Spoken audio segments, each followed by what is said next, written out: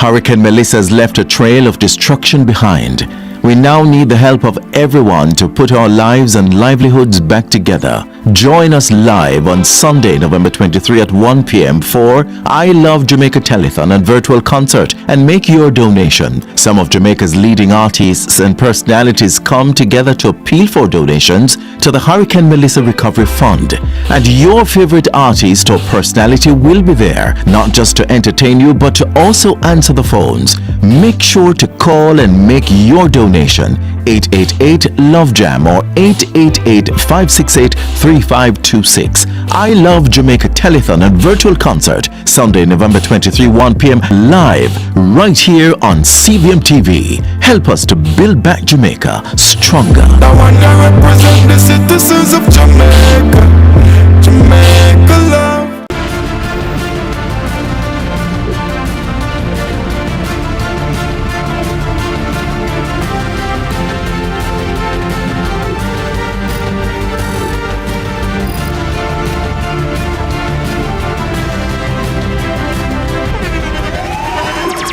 The internationally acclaimed On Stage with Winfred Williams. At a new time, Saturdays at 8 p.m. on CBM TV. So much more than entertainment.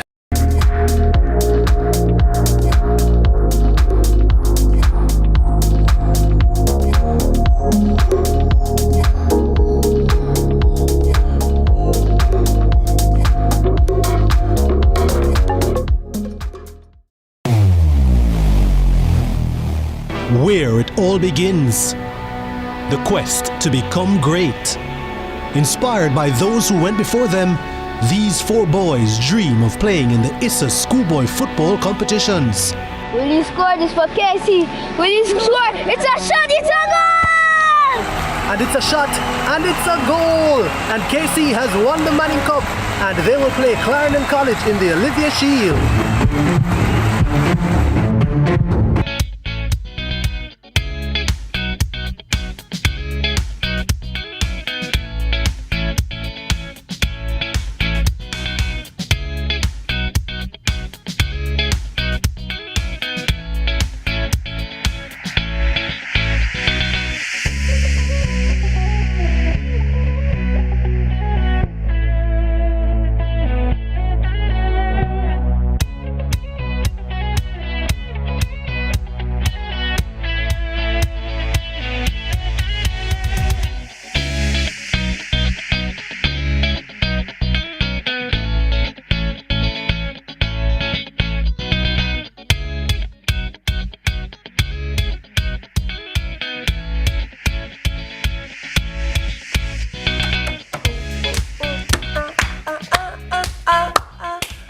Oh, what are we clapping on? Oh, whoa, what are we? Whoa, where is the beat? We're clapping you. Oh. We're applauding you for tuning in this morning. Yes. Yes, we're applauding you, Sunrisers. And we're saying good morning. Oh. Happy Friday to you. Yeah. Yeah. What I said. And applauding Yendi's stylist. This Jane morning. Michelle. Let me tell you something. Jane Michelle did the thing. Look here. Listen, we're on the cusp of the festive season. Yes. It's time to start stepping out. Yes. Come on now. And you stepped out. Listen, Oh, after God. me, step out. You know me? Block. Hello, Sunrisers. Good morning. As my friend Iti said, happy Friday. Yes. It's good to be here. It's good to be awake and alive again this morning. Yes, we give thanks. And it's good to have you thanks. with us because, we can't do it without you. Never, ever. And there are so many things on my mind this morning. Yeah, they haven't seen it since the match. There's so much to talk about. But we have to be so careful because we have to remember that we're doing the people's work. Yes. And we can't just chat out the whole morning that is with true. football. That is true. But IT. First, because I want to ask you, who's the new coach?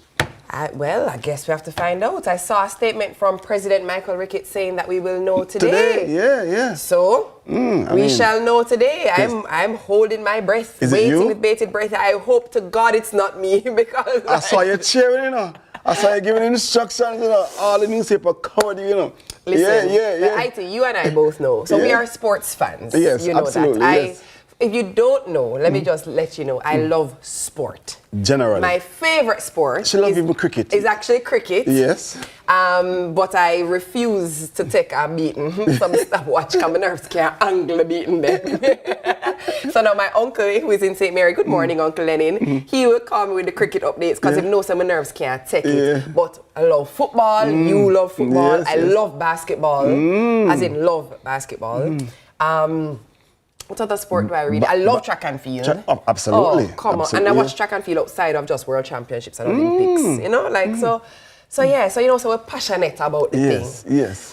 We're very passionate about the thing. Actually, speaking of the thing, you know that there was the draw was yesterday. Me, born, grow, raised. Yeah, that's one passport I have. Yeah. Me is a Jamaican. Yeah. So you know that there was a draw yesterday. So the road to qualifying for the World Cup is not over, if you may not know. No, there was a draw not. yesterday. There is a playoff that's happening. Yes.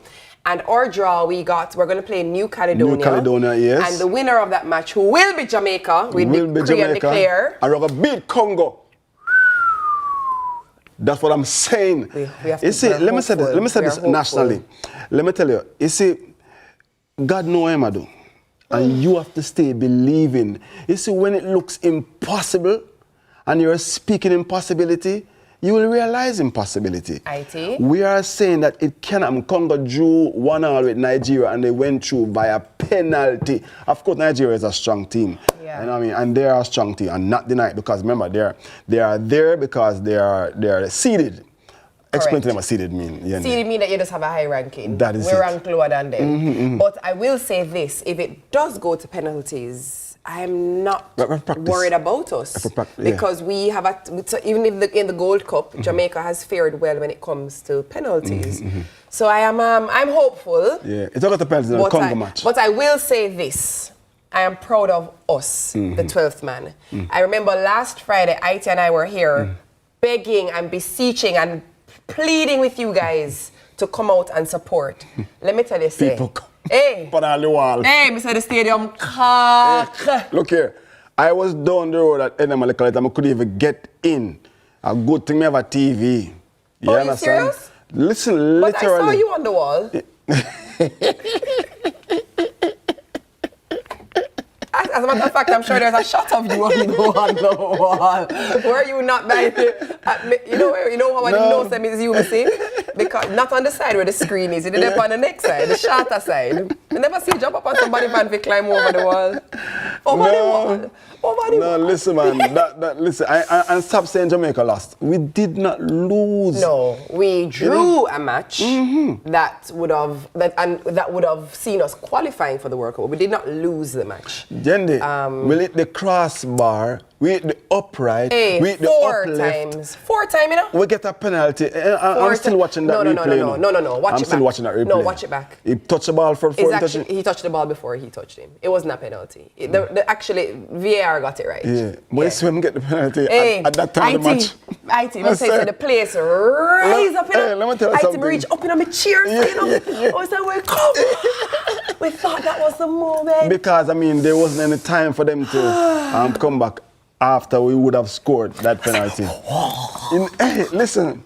And then... Just check how you feel in that moment. Just check how you feel. That name deflated. When we realized that we'd never get the penalty, you know? I said that at that point, the entire stadium realized that, all right. But you know, Yendi, let me say something to you now. You see, if we got the penalty, and somebody get it and kick it to it, that person that couldn't leave, he would have to move. You remember the guy from Colombia? So sometimes remember the player from Colombia? Yeah. And before him reach home, his house was on fire. You remember that? Hey. We're not like that, though. But also, let me just do a very special shout out before we move on, because we have to move on. We can't just do football all morning. But you see Andre Blake? Hey, no man. Andre Blake play goalkeeper, him play defense, him play midfield. Without question, the MVP of that match for me, and I think for many people, is Andre Blake. Andre, thank you. You are a solid captain. You are a safe set of hands. Your heart is, there he is on screen. Yes. His heart is unquestionable. The man is a fantastic, fantastic show for Jamaica. Let me just say what I heard said, let me repeat it. He said he wasn't playing like he's he wants to go to the World Cup. He was playing like he was already in the World Cup. Yeah, man. Solid guy. Solid. Really Trust me. solid guy. Also, last night, I don't know if you guys are aware, but the Miss Universe contest happened last night. Mexico was determined to be the winner. Determined is an interesting choice of word because there's a massive scandal happening, you guys. Let me tell you what happened. So, 3 judges stepped away from the judging panel because they said they were told who the winner has to be. And guess what else happened? The main judge who declared everything and said, listen, this is foolishness, he actually publicly said who the winner would be less than 24 hours ago. And guess what? It's correct. Who he said the winner would have to be was determined to be the winner. It's a scandal. So that means them have to go back and give your winnings. Well, I mean,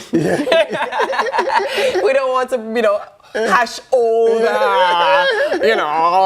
let's sleep in dogs lie. Let's sleep in dogs lie. But I will just say that, the Miss Universe contest happened last night. Shout out to Ivory Coast, who everyone believes was the true winner.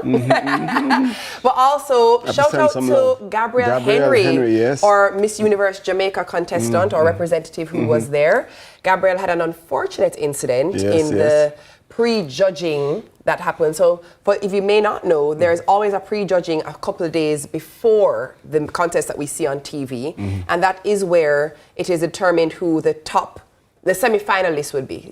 Sometimes it's top 15, sometimes it's top 20. On this occasion, it was top 30. Right. So it's a combination of the interviews that you do prior, which are closed-door interviews that no one has access to, and then the preliminary round, which we will see if you're a follower of pageants, right? Because it's not what is aired on TV. But in the preliminary round, she had an unfortunate incident where she did fall off stage. A statement was put out by the organizers. She is physically okay. That is good. That's very relieving to hear. Yeah, but unfortunately, she did not present on the show last night. So where would have been Jamaica's slot, they just skipped quickly over to Japan. So very unfortunate. My heart goes out to Gabrielle because this thing is not a simple thing. You work very hard, you train, you prepare, you put your all into it. And I can tell you, she definitely was putting her all into it. She was doing a fantastic job representing us right up until that point. So plenty love to Gabby Henry. And it's okay. I'm happy to hear that you're physically okay. And we will, as you said, we'll wheel and come again. We're Jamaican. It's been a tough month.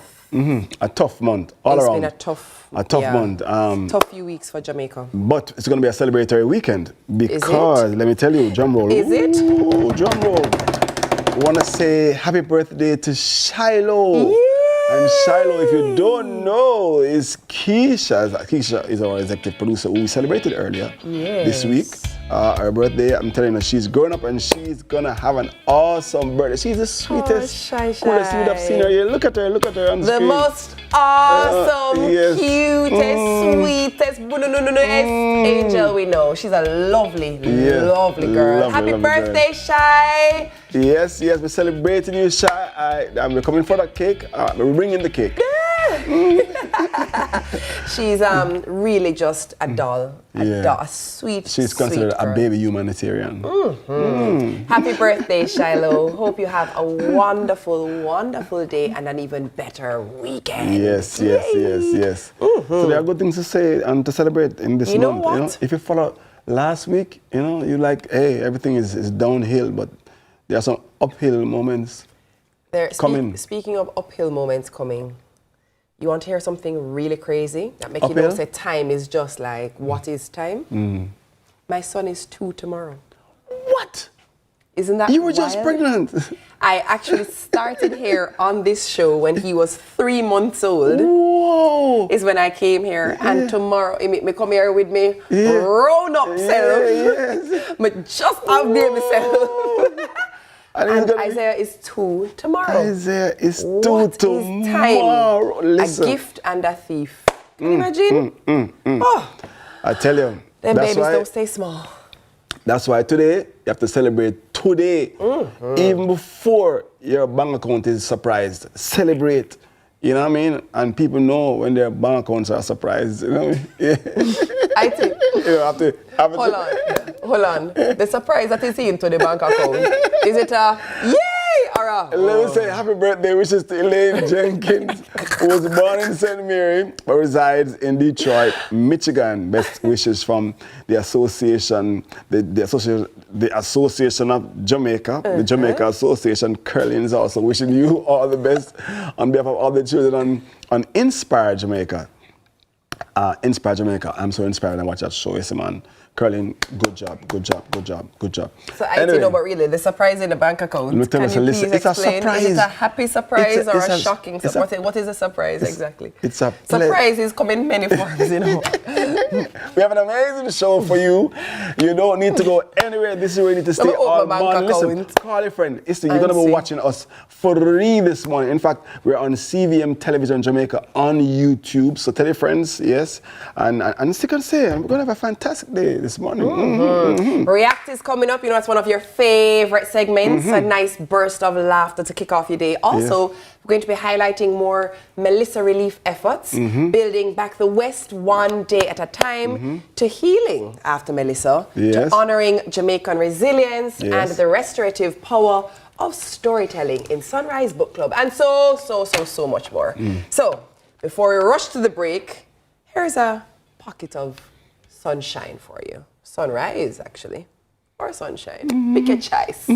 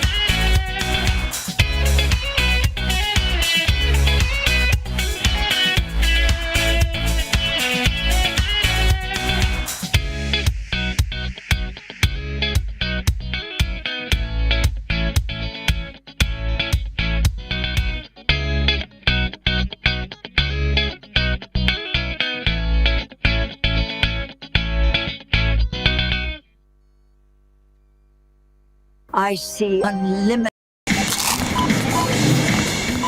Hi! I know you weren't expecting to see me here. Now you can find your favorite chicken and snacks in the same place. It's true. Come on in. Introducing the delicious combination of KFC fried chicken and Doritos nacho cheese.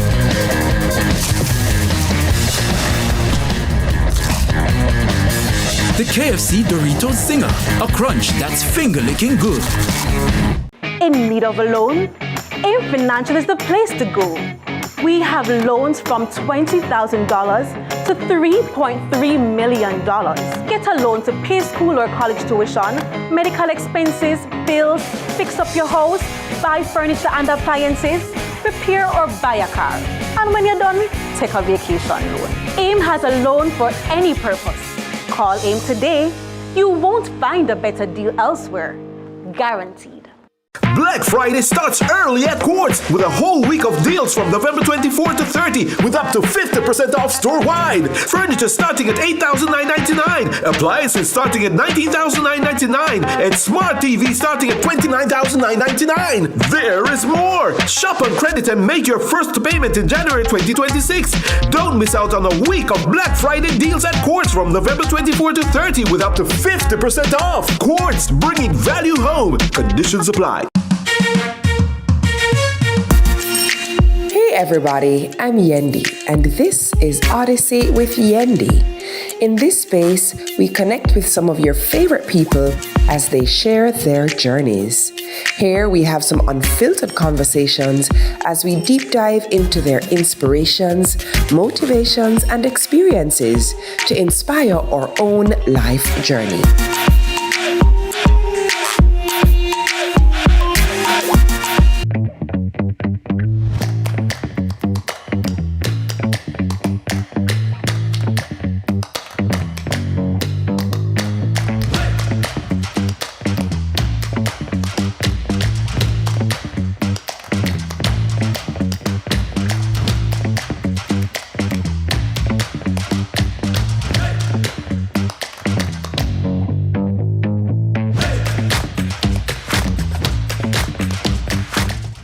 Welcome back, Sunrise. Hello, YouTube family. Dada said that is not YouTube, you know. I said, why not? It's YouTube. I said, who says so? Anyway, welcome to Sunrise. You say it. Yeah, say it again. It's YouTube. Me think so too. Yeah, you know, but YouTube. Spell that. YouTube. Spell it. Spell it like we're here. Y-O-U-C-H-U-B-E.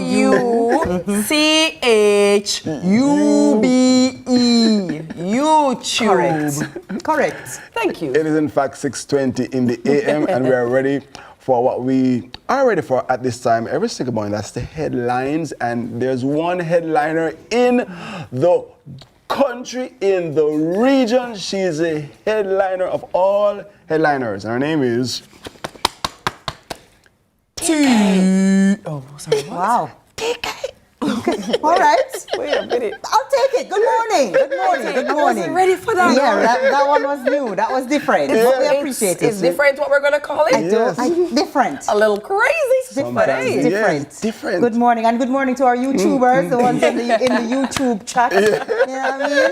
Since we're establishing that, look, I have one for you, so we're going to jump right into it. All right. You all right? I'm great, I like the bow there. Thanks. It's about vibes. My bow likes you. Ooh, it's nice. I really like this outfit. It's cute. Thank you. Thank you. One day, Michelle. Focus. Okay. All right. So NHT's Hurricane Melissa Disaster Relief Initiatives applications are now open. So the National Housing Trust, NHT, has begun accepting applications for a new slate of disaster relief programs designed to help contributors and mortgagors recover from the damage caused by Hurricane Melissa. The initiatives include a low-interest hurricane relief loan, a special disaster grant, and a moratorium on mortgage payments, all aimed at easing the financial strain on affected households. Now, under the hurricane relief loan, eligible homeowners can access up to $3.5 million at a 2% interest rate to repair or strengthen their homes. The loan also assists with covering the required 2% insurance excess.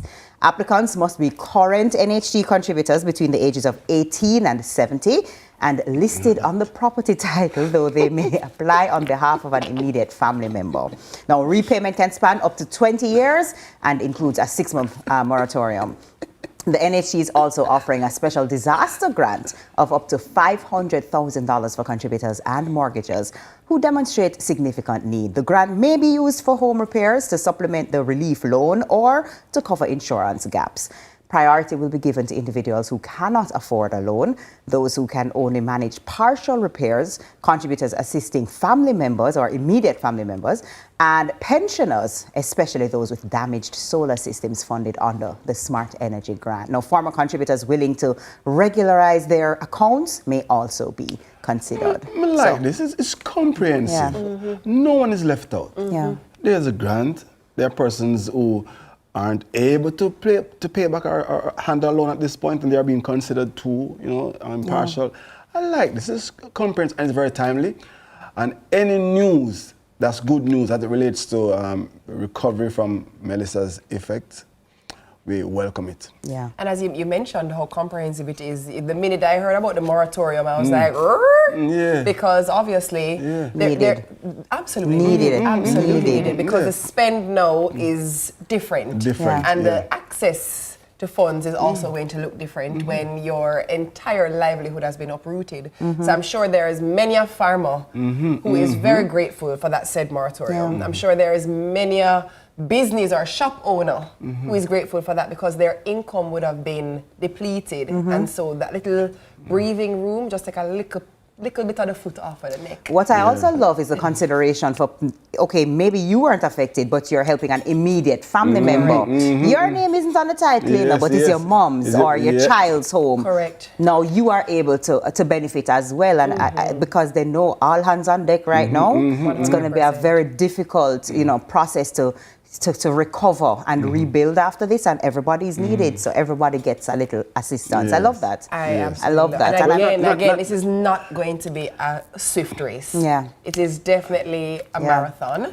and the marathon requires along each step or each stage, it requires a different thing, right? Yes. And an injection of water, some electrolytes, so it's going to be it's a long road ahead. But things like these make the recovery feel a little bit more palatable. Yes, it just makes it kinda feel like, all right, we're doing this bite-sized pieces at a time. We're going to do this, you know. But you know, TK said everybody. Listen, let me clarify the everybody. Because there's some person said, well, I feel like I want to move go down my west now because, you know what I mean? You know what I mean? I can feel it with that serious feeling you're expressing. But not everybody, because some persons who don't qualify, obviously because you're in an area that's unaffected and whatever, you know what I mean? Everybody don't include you. You know? Kind of we're Jamaican, we try to figure out a way. Everybody impacted. Everybody impacted. How about that? Impacted. Everybody impacted, for sure. Or if you know someone impacted. Hey, we're sampling. No, man, you have to be very clear. I appreciate the clarity. Hey, sample properly. Properly. Good morning to the person who is reselling the care packages. Yes. Hey. Listen, we sample. No. I mean, anyway. And another one, so we were talking about people who need to rebuild, but of course business is impacted by Hurricane Melissa as well in terms of shutting down or just lower sales. So Megamart, one of the victims, Megamart shuts down Montego Bay store after hurricane's devastating effects. So Megamart's largest store in Montego Bay is closing its doors for good after suffering devastating flood damage during Hurricane Melissa. The Catherine Hall location, a major retail anchor in the city for the past 18 years, was left completely destroyed with 165 employees now out of work. Chief Operations Officer Sachin Groot says floodwaters rose as high as 7 to 8 feet inside the 75,000 square foot building, wiping out equipment, technology systems, and all merchandise. The destruction of the store has become one of the starkest examples of the power of the storm's floodwaters. Now, Megamart says it will continue paying staff through the end of November and has offered employees medical checks and relief supplies to help support them during the transition. That's serious. That's a business owner, you know, who have staff, and 165 persons immediately impacted negatively, obviously. I'm happy to hear that at least there's some relief, just even a glimmer of hope that they'll be paid through the end of December? November. Is what he said. But I did hear an interview. I heard an interview done by the head of Megamart yesterday on one of our radio stations, and he said that this is actually not the end. He said he wouldn't say that there is permanence to it, but this is a bit of what has to be done for some restructuring to happen. But I believe that there will be, at some point, doors will open again in Montego Bay. I don't believe it has full permanence. Yes. Well, we hope so. I mean, Megamart was something that was very helpful in the city, as well as 165 employees is a significant, 165 families impacted, or even more. Exactly. Right? And so, you know, to see a big business really get affected like this, big or small, really, it's really sad. And it just shows, it's almost everywhere you look, there's impact. No, truly. Everywhere you look, there is impact from the hurricane. I have not gotten all the news yet. I mean, I just heard about that since we're reading the news. I didn't know that they were so impacted. So. Who, Megamart? Yeah, man. I didn't hear that before but today. You know what though? What I do like, you know, they're bringing in a bag of chicken coming in very soon to give to our chicken farmers to boost it back up again. A bunch of mobilization is happening. So while I understand the need to close these doors, as I said, I heard in the interview that he said this is not the end. There will be some rejig happening. It's an end, yes. And I guess in every crisis there's an opportunity to come back stronger and better. Yes. You know, there's a way to improve upon things. So I'm hopeful that in 3 years' time we're going to be like, boy. You're going to hear people say, I started this business. The restructuring was positive. Yeah. We have to find a silver lining. So. Every cloud has a silver lining. Well, speaking of silver linings, there you go. Come on, team. Friday. I love when people catch the truth. Come on. You know, of course, our entertainers have definitely been stepping up. We've been seeing it on social media. Even for those we have not been seeing on social media, but they've been stepping up quietly, or more quietly than others. But Bounty Killer and DJ Khaled donate $8 million to Western Jamaica hospitals. 4 hospitals in Western Jamaica have received a significant $8 million boost to their operations through a major philanthropic initiative in the aftermath of Hurricane Melissa. Dancehall recording artist, bounty killer, of course, Rodney Price, Mr. Rodney Price, this morning, through his Bounty Foundation, and American music producer DJ Khaled via his We the Best Foundation jointly donated $2 million each to Savannah Lamar Public General Hospital in Westmoreland, Black River Hospital in St. Elizabeth, Falmouth Public General Hospital in Trelawney, and Cornwall Regional Hospital in St. James. Now, Mr. Price underscored the multi-sectoral challenges and dislocation caused by the passage of Category 5 Hurricane Melissa on October 28. As such, he said he and DJ Khaled prioritized the health sector, recognizing its critical importance in national recovery. He also highlighted the resilience of healthcare workers and announced plans to donate care packages as part of upcoming initiatives. Love that. Good stuff. Love What that. I like about Love this, that. I like the spread, because I mean, it could have been 8 million to this place, Yeah. but to multiple places. All hands on deck. Yeah. Love it. Yeah, man. And the focus on health at this time is very important, because Yes. I keep thinking all the time, you know, we see people who have lost this home and have lost this car and have lost my business, and it's a lot of loss. But I think about the persons who are on dialysis. Correct. I think of the persons who are going through chemotherapy, people who are ill, they're genuinely ill, they need operations, or they just had an operation right before the hurricane and need that the recovery and that period. consistent care. What are they doing in the western part of the island? And so to have some focus on the hospitals and the health centers and for the doctors and for the nurses, I think it's really, really helpful. Life doesn't stop in the wake of disaster. No. Babies are still being born. Babies were born in the middle of the hurricane, right? Yeah. So there's still a need for health care, no matter what. And then the facilities got destroyed. Yeah. And the facilities that were destroyed are in the communities that were destroyed. Exactly. So it's just whoa. Yeah. So it's really awesome, this initiative by everybody, really. I'm really proud of all of us. Yeah. I'm really proud of us. We really have stepped up. We have, in this disaster, we have shown some of the best side of Jamaica. Yeah. Yes, And I'm that's just true. hoping that I can call it a second shift, because there's no way that the people who are going hard now can maintain this for the 2 years and It's the not 3 years that it's sustainable. needed. It's not sustainable. So I'm hoping that, you touch, what Tag, I mean, tag somebody yes, in, yeah. and they're like, all right, company X, we see that you've been doing it, sit down, we have it from here, and they take it on for 6 months, 1 year. You know what I mean? And so for anybody, I see it all the time when it's like, how we not say such and such doing anything, and how we not, we say everybody can do everything. No, Yes, it's a marathon. And so kudos to Bounty Killer, kudos to DJ Khaled, and thank you. And we're just hoping that somebody else sees that and say, oh, I like that initiative, I'm going to jump on in 6 months, in 1 year or whatever. And so we keep it going, For sure. Yeah, man, for sure. All right, well, that's all the time we have in headlines. But up next, we lift your cheeks with a bit of R to the E to the A to the C to the T. React is coming up next. We're going to see you shortly, right? Who taught us to spell that? Not you, Mr. Lift your cheeks, let me see.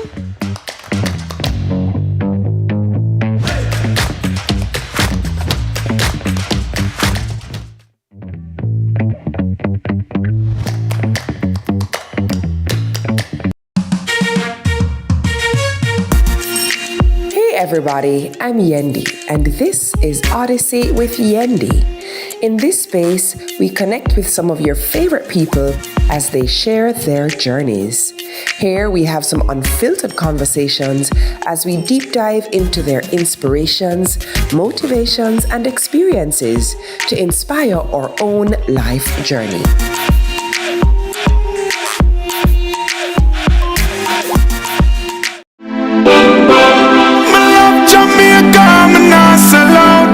Hurricane Melissa has left a trail of destruction behind. We now need the help of everyone to put our lives and livelihoods back together. Join us live on Sunday, November 23 at 1 p.m. for I Love Jamaica Telethon and virtual concert, and make your donation. Some of Jamaica's leading artists and personalities come together to appeal for donations to the Hurricane Melissa Recovery Fund. And your favorite artist or personality will be there, not just to entertain you, but to also answer the phones. Make sure to call and make your donation. 888-LOVE-JAM or 888-568-3526. I Love Jamaica Telethon and virtual concert, Sunday, November 23, 1 p.m. live, right here on CBM TV. Help us to build back Jamaica stronger. I want to represent the citizens of Jamaica. Jamaica love.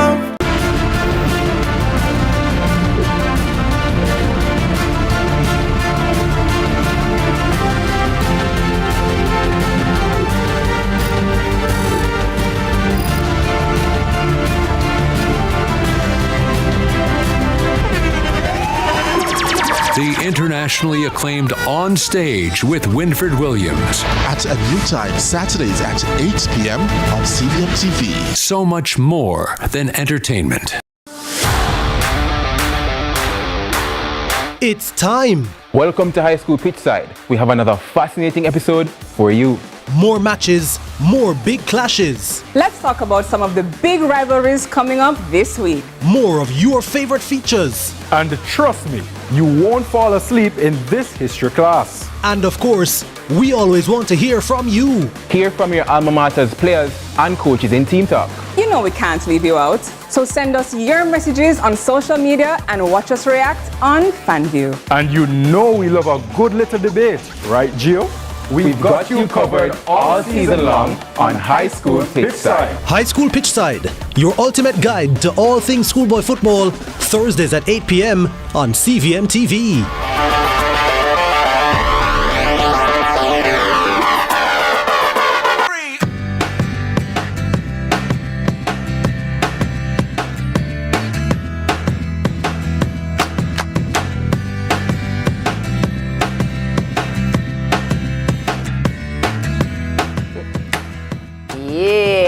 Come on now. No, the Carlton dance from Fresh Prince of Bel-Air? Yes.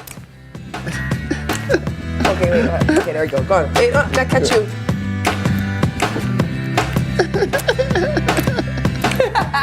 All right, now look, Jamaica is still recovering from not one, actually not even two, but three catastrophic happenings. So trust me, we could use a little bit of a good laugh right now, right? So it's time for some internet fun made possible by KFC. Who selected the videos this morning? Matalan. It was Pat. All right, guys, our producer Pat is on the line. If these videos are not good, please comment on your YouTube channel and say, Pat, what is this? Okay. Good morning, Andre Roper. Good morning, Candine West of the KFC and Pizza Hut family. A very good morning to you. Video one. Good miss, Mr. Reid. Good miss. Good miss, you see that? Good miss. Next time you kick it out the stadium, alright? Yeah.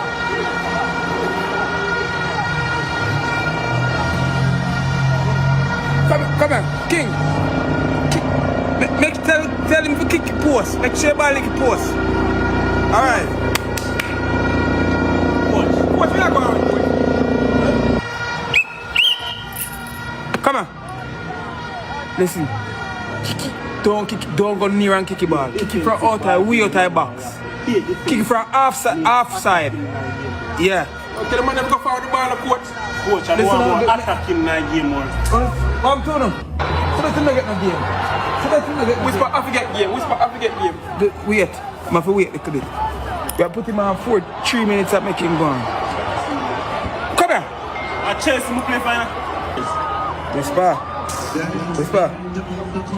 2 seconds I give there. Me no want you kick no ball up here so. You keep bounce the ball one another up in the goal. Keep it up our part. King, play a bounce the ball with the keeper. Don't watch the crowd tonight. No, I mean, too soon for me. The wound is too fresh. You know, there are so many coaches in the stands. You know? Yeah. I can't even laugh. I know you can't even laugh too, you know? And Dino Crazy tried. But as the Andy said, it's too fresh. Too soon for me, too raw. Yeah. Certain joke can't run right now. Yeah. For me, sensitive. I tell you, man. Fragile. Next video. I look in the cinema and see one emotion expressed after the whistle was blown at the end. When you look on every face, it's the same emotion. I saw Usain post a picture. I think Usain's face was everybody's face. I think Usain's body language. You saw it? No, I haven't seen that. Man, look on Usain page and you see. Find it and put it up, you know, after I watch a video. That was everybody. Pain in any language. Pain. Yeah. Next video, yeah, man. Yeah, brother. At 17, me get for that. Where you get for number 2?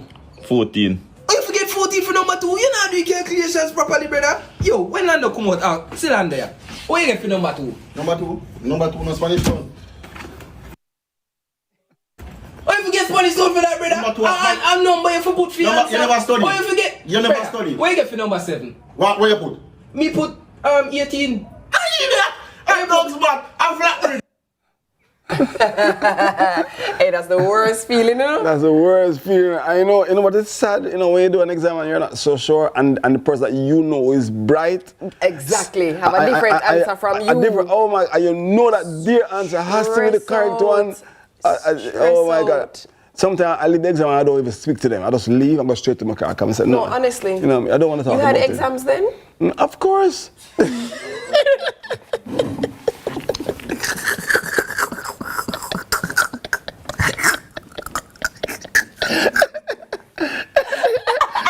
Hey, it took IT a second, you know.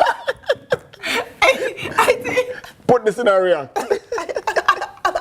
Put that video in a react. Oh, God. Why am I? You beat me bad one. Hold on. You're part of me from Brady, you know? I mean, from a time. Remember, say my friend that in a real life. Next video. Hey. I drop the plane here, I drop it now. Nah land smooth. This nah land smooth. Me nah ask. Oh gosh, how it a turn so? My stomach. Picture airport? You see airport? Lord Jesus. Oh God, I pray for everyone on this flight, Lord.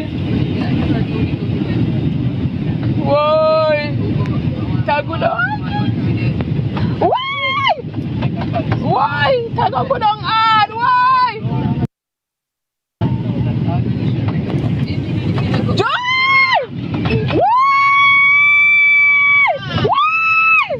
Why? You can't get to that in a land yet. Why? Hold it, pilot. Hold it. Hold it, pilot. All right. Hold it. Why? Pilot, hold it. It go too fast.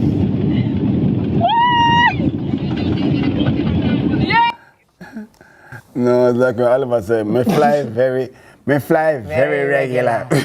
Hey, you know that when you are, in many cases, if you are trying to save someone when they're drowning, you have to knock them out. You man, box them. One big box. Yes. And then you save them. Yeah. Let me just say, in a case like that, where I seated beside that person and do the flight. Remember? No. All right. Them have to go knock out till we land because we can't take the knives, man. The knives. Hey. In this instance, all the pilots are going distracted. Can't take the knives. You can imagine? Somebody else scream out like that? And all the planes are doing land? What they would do with turbulence? Good question. That's the artist. Turbulence. Yeah, sorry. That's the artist. It's turbulence. Oh boy. Sasha, you selected this. Oh, it wasn't Sasha. It was Pat. It was Pat. All right, Michaela, you next. You can pick the videos next. Actually, I feel like, somebody else have to get that work. Yeah. Pat, we love you. Patty my bell. Final video. Can't swear for it. Let's just watch it together. You did hear when the roof fall out? Is that roof? Yeah. Yeah. What was that like? Like you who around and turn over.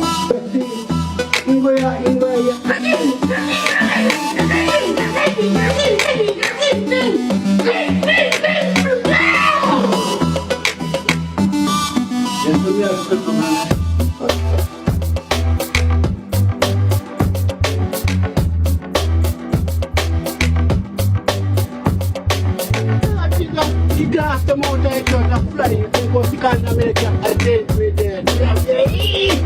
Dead with it, dead with it. And you go back fast, fast.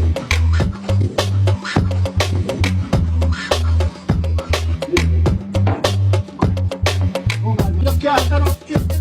When you turn up it, you know. Sit back over here. I'm going with you. Go check it all over there. We're born storytellers, you know. Oh yes, man. You know, and I think that he's telling a story about a disaster in that, you know, rich, engaging way. You know, and everybody can say, I'm a 7th time. They say you're not coming out. You know, everybody can talk about it on a ball. You know. I like that. I need him to be a preschool teacher. Yes. You need to go tell the story time to the baby them. Can you imagine? Yeah. My son would have loved that. So how they roll upon the ground. My son would have turned over, you know. Oh God. Anyway, I hope that one of those videos put a smile on your face. I'm hoping. Just one. Yeah. If even one. Alright, Sunrisers, that is it for REACT this morning, brought to you by KFC.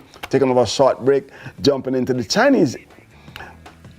We're going straight into the break. Yes. Because right after the Chinese aid in Melissa recovery coming up. Yes. Stay with us. Second stage.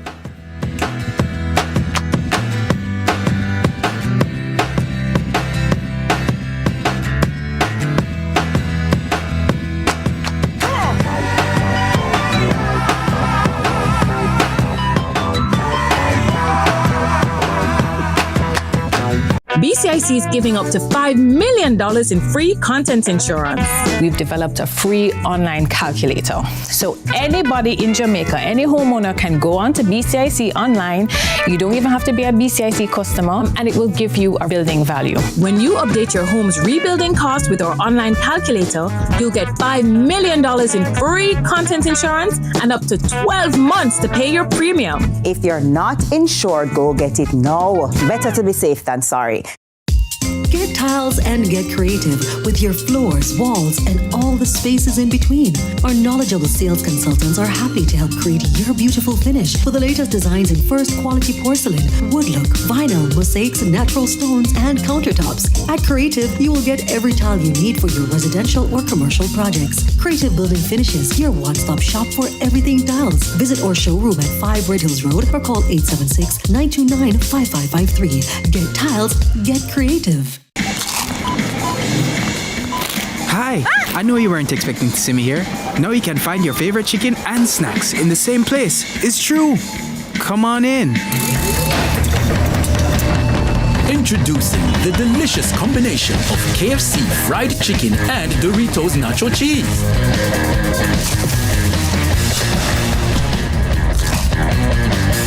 The KFC Doritos Zinger, a crunch that's finger-licking good.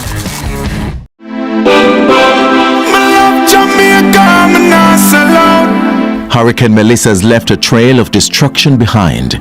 We now need the help of everyone to put our lives and livelihoods back together. Join us live on Sunday, November 23 at 1 p.m. for I Love Jamaica Telethon and virtual concert, and make your donation. Some of Jamaica's leading artists and personalities come together to appeal for donations to the Hurricane Melissa Recovery Fund. And your favorite artist or personality will be there, not just to entertain you, but to also answer the phones. Make sure to call and make your donation. 888-LOVE-JAM or 888-568-3526. I Love Jamaica Telethon and virtual concert, Sunday, November 23, 1 p.m. live, right here on CBM TV. Help us to build back Jamaica stronger. I wanna represent the citizens of Jamaica, Jamaica.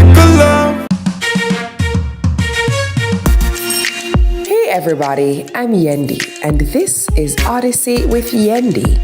In this space, we connect with some of your favorite people as they share their journeys. Here we have some unfiltered conversations as we deep dive into their inspirations, motivations, and experiences. Hey everybody, I'm Yendi, and this is Odyssey with Yendi. In this space, we connect with some of your favorite people as they share their journeys. Here we have some unfiltered conversations as we deep dive into their inspirations, motivations, and experiences to inspire our own life journey.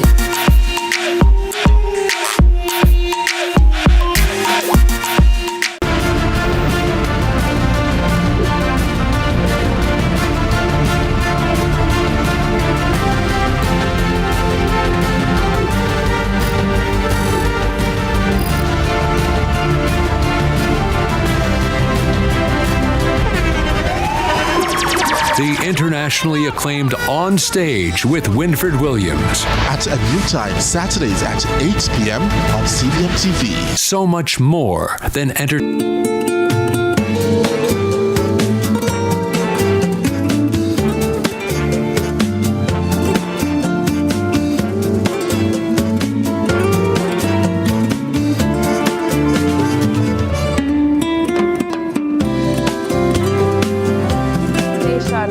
Vibrant and multifaceted as the island of Jamaica itself. So today we have the incredible Michelle Simone Sim Clark, and she's a true Renaissance woman. She's an architect, fashion designer, author, and creative visionary. Sim's journey, much like her debut memoir, Gallivant, is a testament to the power of resilience, creativity, and the joy of embracing life's unexpected detours. She joins us this morning to share her world of storytelling, design, and art, and of course, the art of finding purpose in every shift of the journey. Good morning, Sim. Good morning, Sim. It's great to have you. Thank you so much for having me. Yes, you're bright up the screen with your colors. Yes. What's interesting is, obviously, we're here to do a book club, and we're here to talk about a book, but in the introduction, we would have referred to Sim as a fashion designer as well. And fun fact, at 17 years old, one of my first photo shoots was to model for her as a designer. Ooh. Still have the photos. And I still have the tops. I swear to you, I still have the two tops you gave me. Yeah, we need to reconnect that. Well, let's do that. But we speak about you as a multifaceted being. Let's talk about the creative that you are. And for those who may not know, who is Sim? Oh, Lord. Okay, always a difficult question because, of course, when you define yourself by your work, and my work is so varied that I often just lose myself. I'm like, who am I? Right. So, yes, I am an architect. I do a lot of commercial design work, but as you do know, I am also a fashion designer. My fashion line came out actually in 2001. You know how long that is ago, right? So 2001, and then in about 2008, I shut it down because it was not profitable. Went back to architecture, and last year I relaunched my line. But so I'm 53, and what happens when you turn 50 as a woman? You start to question your life choices and so on. And I decided, I had been a consultant, a design consultant for other brands for almost 30 years, my entire professional life. And I said, how come I have put all of this energy into other brands and I have never really exercised that energy for my own brands?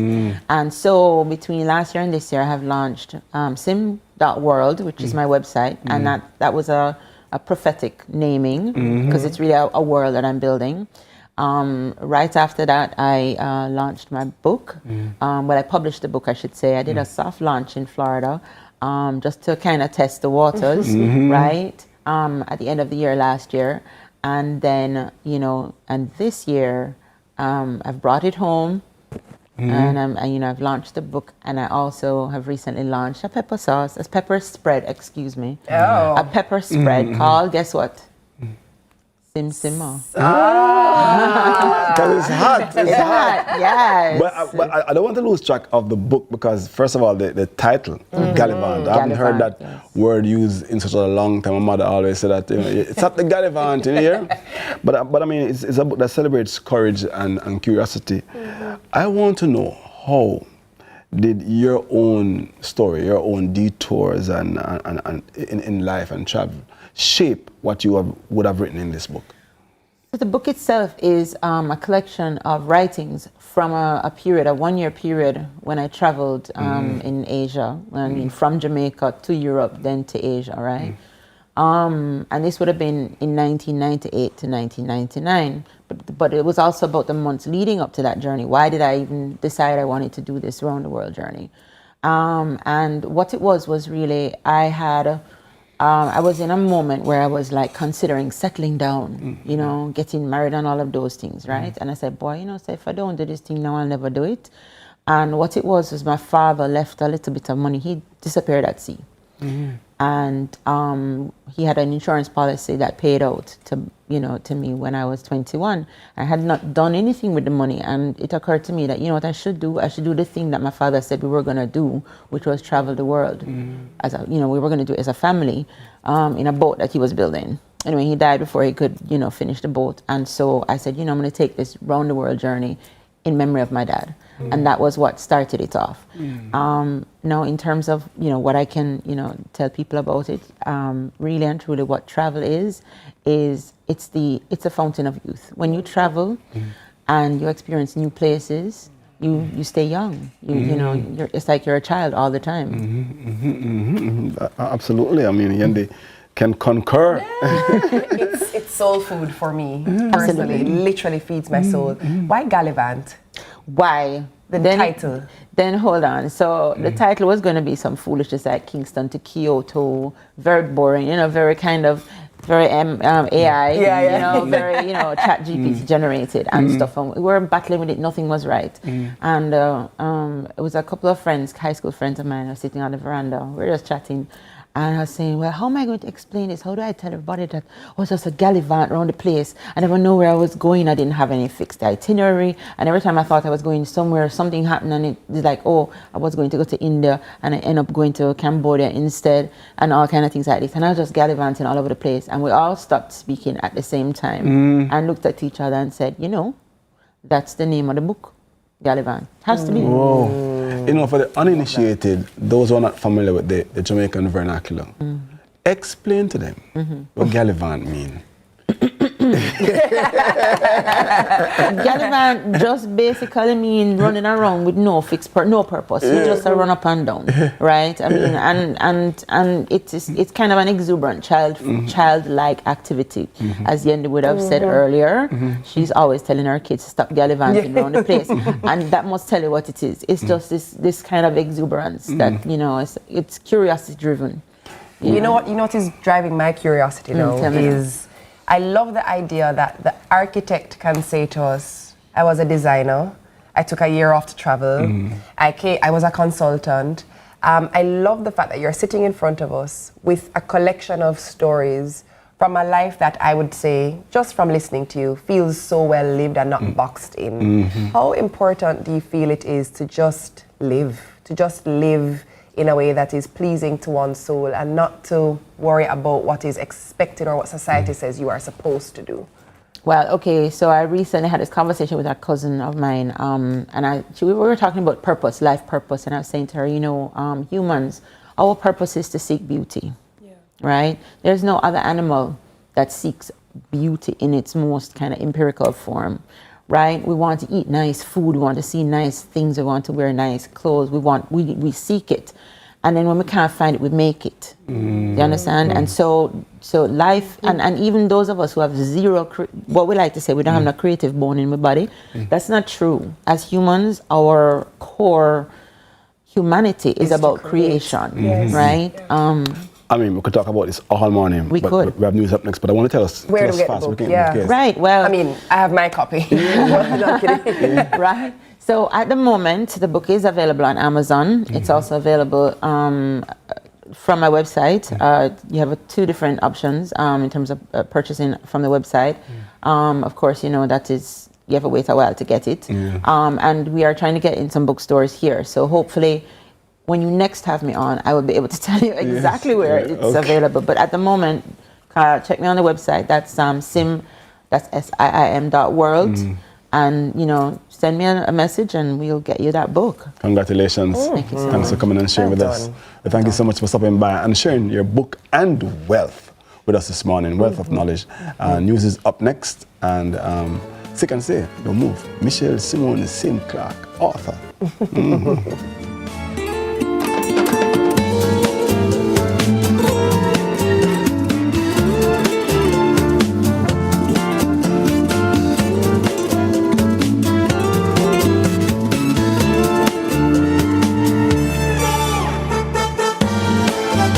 BCIC is giving up to $5 million in free content insurance.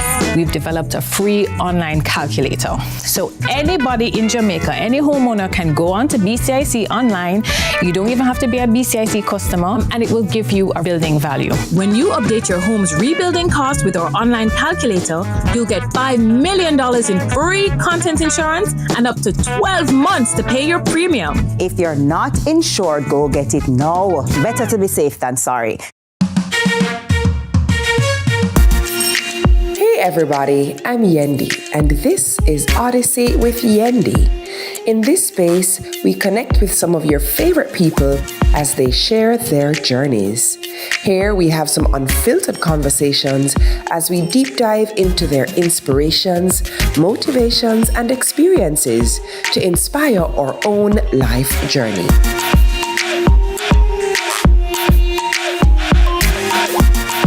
Let's delve deep into the issues. We'll take you beneath the surface. Greetings and salutations. My name is Orville Higgins, and it's another edition of Fan Central. Talking to the people at the heart of the top sporting stories. Hear from your favorite sportsmen and women and the administrators who work tirelessly to make it all happen. It's a live sports talk. I've written an entire article. Yes. Looking at all the major issues every Tuesday at 9 p.m. It's Fan Central. Holla me, holla yo, holla way. Taste the BK new cheesy jalapeno Whopper combo for only $1,350. The time by Burger King is.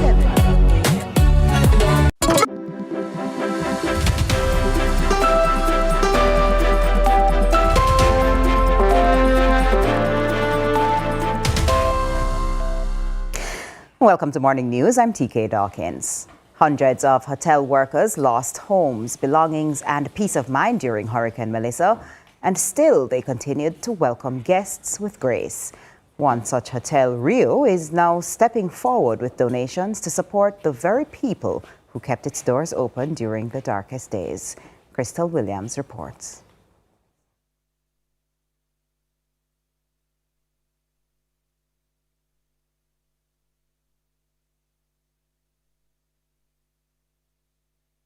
We apologize with an error on that video clip. We'll get it to you at another time. Over to sports. In the face of heavy travel restrictions imposed by the Trump administration, the United States announced that World Cup ticket holders will get expedited processing for their visas.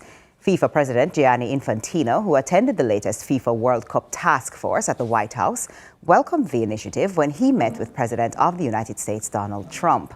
Priority will be given to ticket holders to process their U.S. visas. This initiative is called FIFA Pass. The tournament is being staged across the United States, Canada, and Mexico. The first match will be played in Mexico City on June 11, while the final will be staged in New Jersey on July 19. In total, the United States will stage games in 11 venues: Atlanta, Boston, Dallas, Houston, Kansas City, Los Angeles, Miami, New Jersey, New York, Philadelphia, Seattle, and the San Francisco Bay Area. Thank you, President. Thank you very much. I would like to start really by thanking you, Mr. President, Secretary Rubio, Secretary Noem, Andrew, your entire team for approving and making this very important announcement today. The FIFA pass is being announced, the prioritized appointment scheduling system.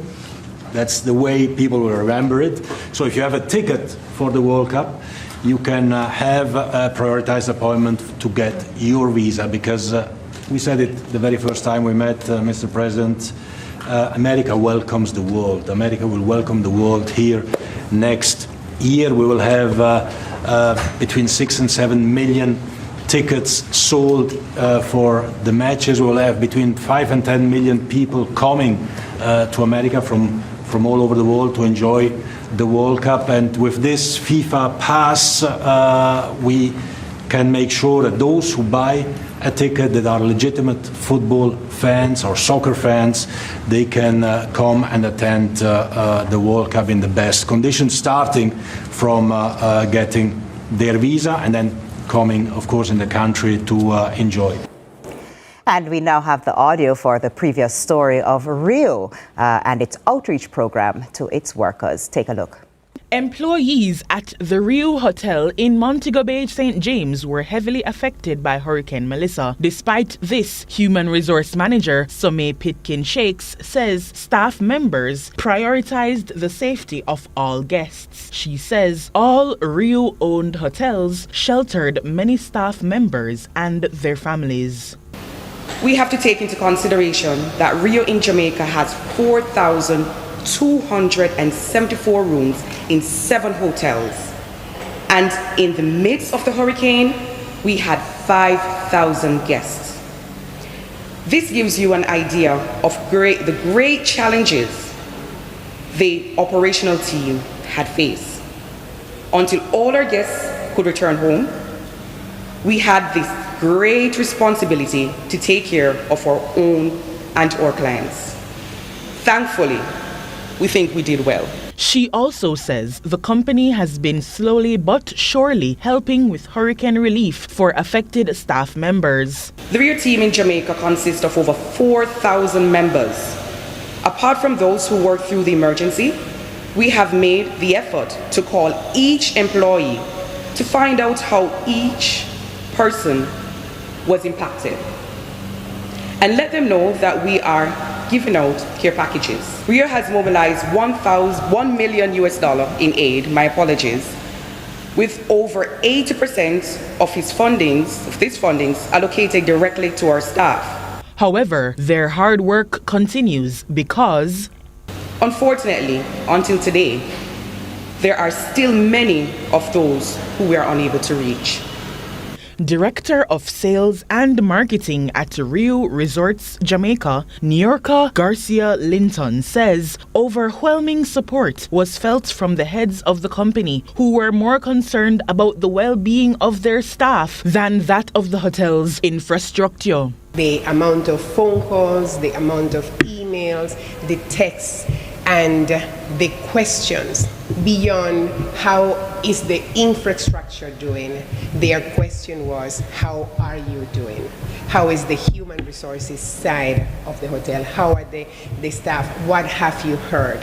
Those were the first questions that we were asked, even before we said we shared the damage that the properties may or may not have suffered. She says because of the support received, some branches did not have to close. Content creators of the Facebook pages, they will reach out to us and say, please send us pictures of the properties because we want to put the message out there. That support is also an engine that has driven us to force, and to work until all wee hours of the morning to make sure that the properties are ready. So we want to say thank you to everyone that has supported us, to everyone that has a heart for Jamaica, to everyone that has said we are not here alone.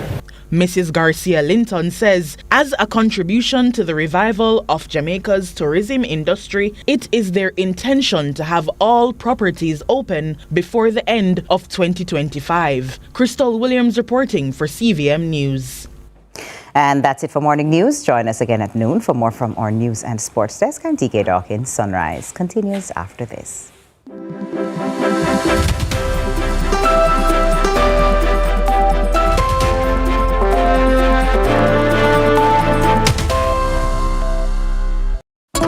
King. Holla me, holla yo, holla way. Follow me and holla for the new cheesy jalapeno whopper from BK. Hata afa we say new cheesy jalapeno whopper make we talk in a gypsy.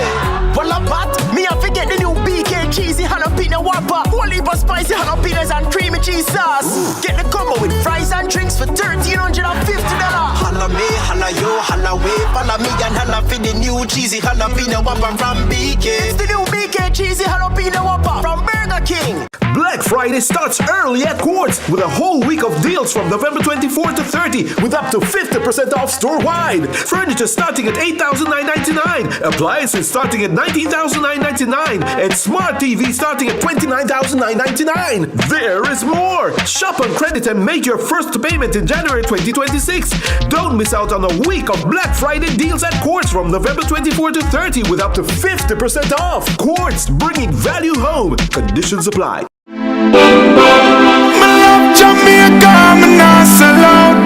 Hurricane Melissa has left a trail of destruction behind. We now need the help of everyone to put our lives and livelihoods back together. Join us live on Sunday, November 23 at 1 p.m. for I Love Jamaica Telethon and virtual concert, and make your donation. Some of Jamaica's leading artists and personalities come together to appeal for donations to the Hurricane Melissa Recovery Fund. And your favorite artist or personality will be there, not just to entertain you, but to also answer the phones. Make sure to call and make your donation. 888-LOVE-JAM or 888-568-3526. I Love Jamaica Telethon and virtual concert, Sunday, November 23, 1 p.m. live, right here on CVM TV. Help us to build back Jamaica stronger. I wanna represent the citizens of Jamaica. Jamaica love. It's time. Welcome to High School Pitchside. We have another fascinating episode for you. More matches, more big clashes. Let's talk about some of the big rivalries coming up this week. More of your favorite features. And trust me, you won't fall asleep in this history class. And of course, we always want to hear from you. Hear from your alma mater's players and coaches in Team Talk. You know we can't leave you out. So send us your messages on social media and watch us react on FanView. And you know we love a good little debate, right, Gio? We've got you covered all season long on High School Pitchside. High School Pitchside, your ultimate guide to all things schoolboy football, Thursdays at 8 p.m. on CVM TV.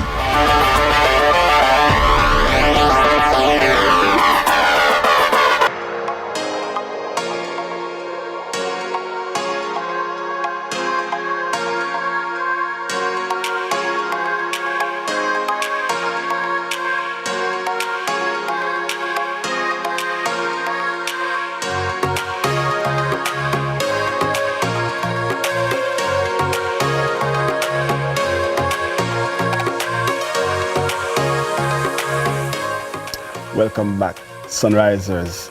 Listen, today we are diving deep into the heart of early childhood education, a field championed by the late Dudley Grant, Jamaica's father of early childhood education. We're honored to be joined by two exceptional guests this morning, senior lecturer at the UWI Mona, Professor Zoya Kincaid Clark, and the general manager of the JN Foundation, Claudine Allen. Together, they'll shed light on the upcoming Dudley Grant Memorial Conference, a gathering of educators, policymakers, and advocates from across the Caribbean.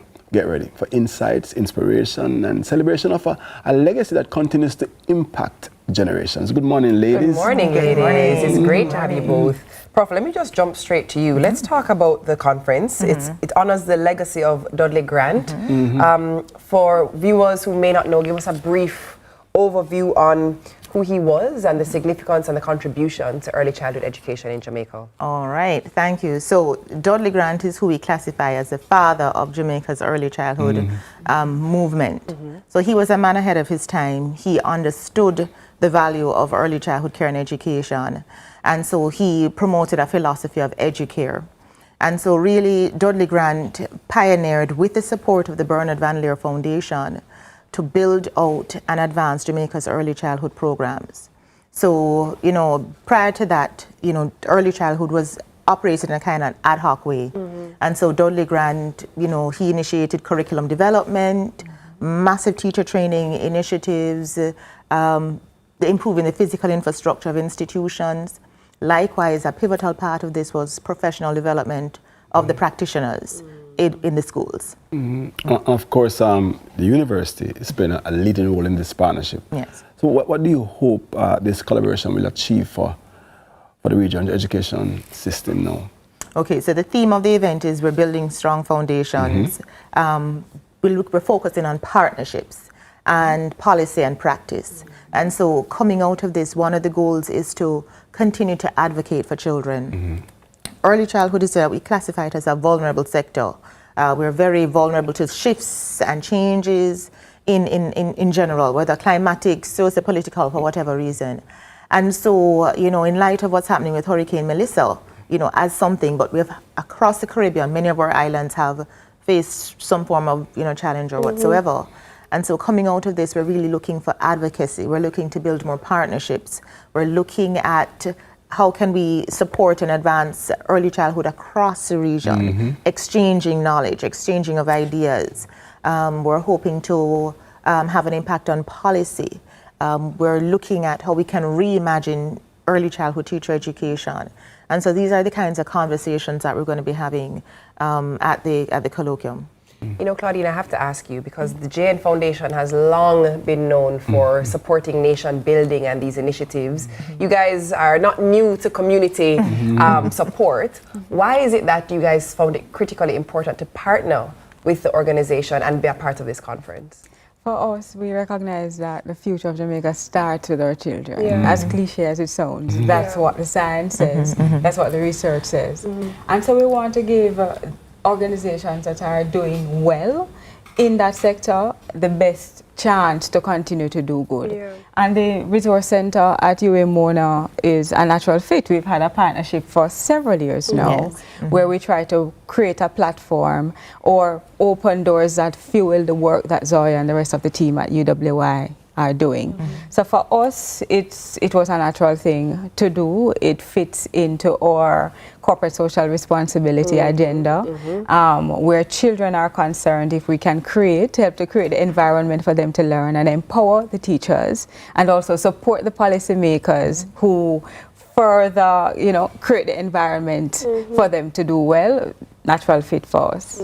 Speaking of natural fit, if I may just shift gears just a little bit, let's talk about relief efforts and Hurricane Melissa and how the JN Foundation has continued to play its part, but particularly now in this instance. Talk to us about what you guys have been working on. We've actually been partnering with St. John Ambulance to bring medical relief. Let me tell you that I saw you guys on the road. No, I'm not even kidding. I saw you guys on the road in St. Elizabeth, and I saw the ambulance going into a home where an elderly man was shut in. And I remember pulling over and saying, "Are you guys going into an elderly person?" And they said yes. And I had a pack of adult diapers, and I was like, "Carry this in," but I saw your team, so not even she not just talk. You see up on the road. But continue. And we're actually in Trelawney doing pretty much the same thing yesterday as well. There are communities that are not in the limelight because they're not in St. Elizabeth, etc. So we've been trying to reach those persons who are more vulnerable.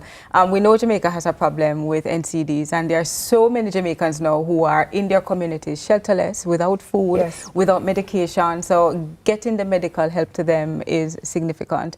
And we've been powering this largely through volunteers.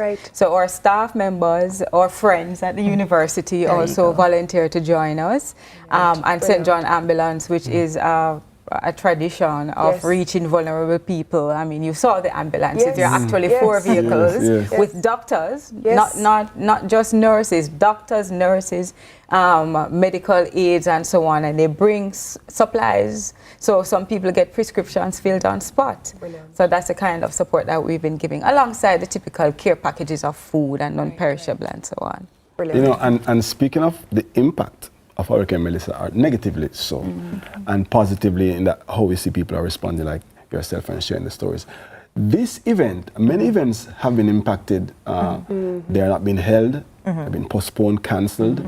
So I'm sure this event is being held on the 27th and the 28th. I want you to share with us some of the key sessions, discussions that participants will find valuable, you know, some of the critical themes that are being discussed, and talk to us about the event. Excellent. So, you know, when we think about it, as I said, a main aspect of this colloquium is that we have to advocate for children. And we have thousands of children in the western side of the island in early childhood institutions who are likely to not have an institution to go to.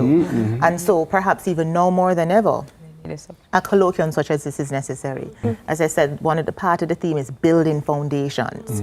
And so some of the panel discussions and the presentations would be focused on things such as working with children with diverse needs, resilience, building resilience in children, reimagining teacher education, because teachers will now have to respond to children who have experienced this sort of trauma. And research will tell us that this kind of trauma is long-lasting for young children. This can be classified as an adverse childhood experience, and we know what adverse childhood experiences are likely to do. This will last well into adult years. So we have children now who are, showing signs of post-traumatic stress. Children who they can't understand. You can imagine if you're a 4-year-old and your roof went and you don't know, your mother is separated from you and because you're dropped out. These are the experiences that children are having now. And so we see this as an opportunity to have these kinds of conversations and to advocate for children. I'm going to come off script a little bit and just say there's so much more to early childhood education than learning letters and numbers. And I think we often forget that these are the formative years, and the formative years include so much of the foundation of who we become as adults. Excellent. Yes, there is a learning loss happening in the specific scenario that you're describing, but the teachers play so much more of a role in terms of emotional support, in terms of behavioral patterns. Correct. It's such a broader picture that people, which is why the focus would have been by Sir Grant on what early childhood education really means and what it means for the really and truly the success of a nation. There you go. What do we do in a case like this where there is no case study, there is actually nothing that we can go off of. We can only do our own research now to say, with this research and information, this is what we know we can do in the event of a massive disaster of this nature. But how do we actually quantify the learning loss? How do we actually qualify the emotional damage? How? Well, this is where the next part of the initiative of this collaboration is having seen the devastation and understanding the kind of impact it will have on children's socio-emotional well-being. Documenting.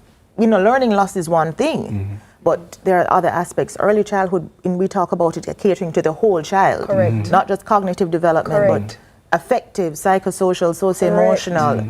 And so when we think about that, a part of this initiative is to provide psychosocial support to children.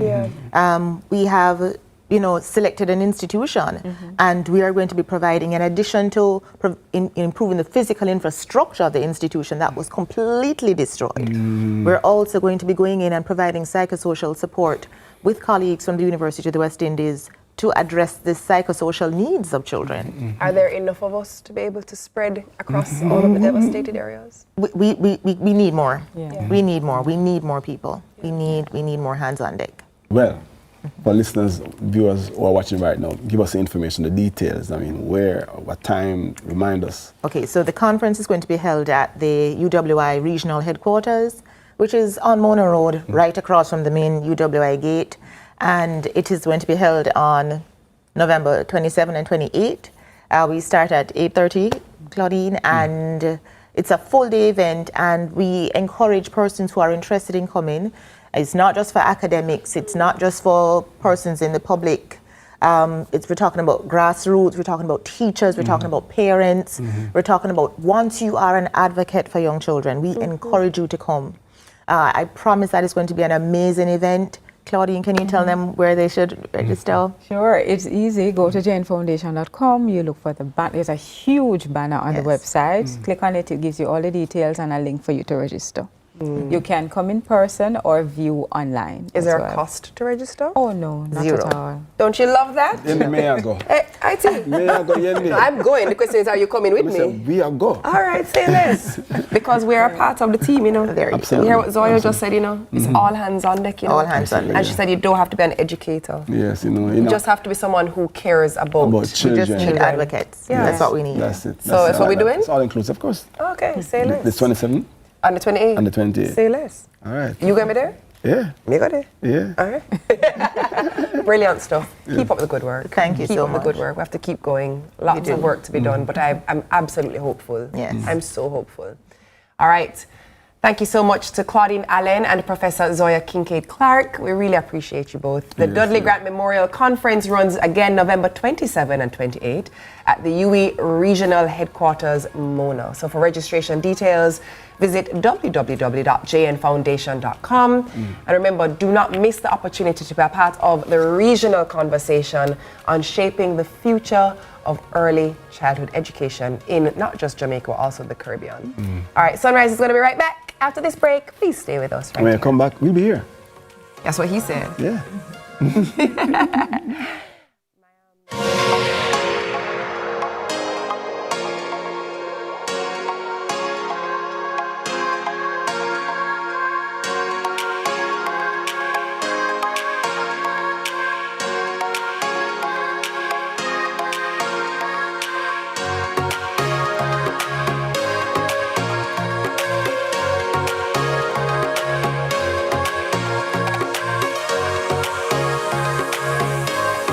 BCIC is giving up to $5 million in free content insurance. We've developed a free online calculator. So anybody in Jamaica, any homeowner can go on to BCIC online. You don't even have to be a BCIC customer, and it will give you a building value. When you update your home's rebuilding cost with our online calculator, you'll get $5 million in free content insurance and up to 12 months to pay your premium. If you're not insured, go get it now. Better to be safe than sorry. Wendy's Bacon Fest, Bacon Fest. Everything better with bacon, there is no contest. It's the Bacon Fest at Wendy's. Bite into a delicious Wendy's Baconator today, because everything tastes better with bacon. Run, get your Baconator. Only at Wendy's. Hey everybody, I'm Yendi, and this is Odyssey with Yendi. In this space, we connect with some of your favorite people as they share their journeys. Here we have some unfiltered conversations as we deep dive into their inspirations, motivations, and experiences to inspire our own life journey.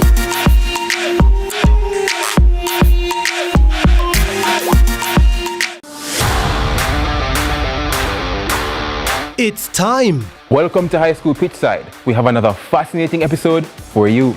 More matches, more big clashes. Let's talk about some of the big rivalries coming up this week. More of your favorite features. And trust me, you won't fall asleep in this history class. And of course, we always want to hear from you. Hear from your alma mater's players and coaches in Team Talk. You know we can't leave you out. So send us your messages on social media and watch us react on FanView. And you know we love a good little debate, right, Gio?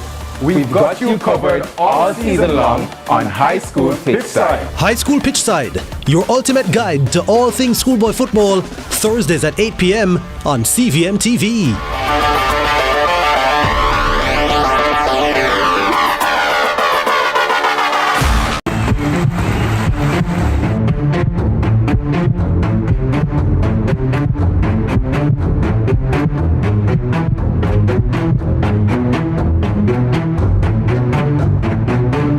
And that's what you love to see.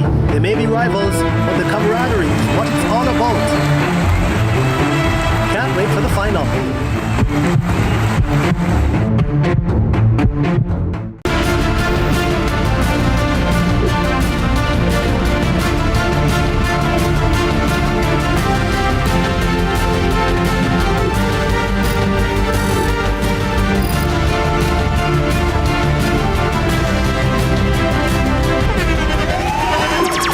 the internationally acclaimed On Stage with Winfred Williams. At a new time, Saturdays at 8 p.m. on CBM TV. So much more than entertainment. Every dream conquered is another dream game. I land and I fly again like a jet plane. Headed straight in your direction. 'Cause I'm wiser, one step closer. I'm winning 'cause I work so hard. And the music is a play, and the people them I say we are my show tonight. Oh, what a feeling! Don't stop dreaming. Keep on believing in the power of the feeling. Whatever you want, take a chance. Song in your heart, step in your dance. You got a spark, don't put it down. Shine your lights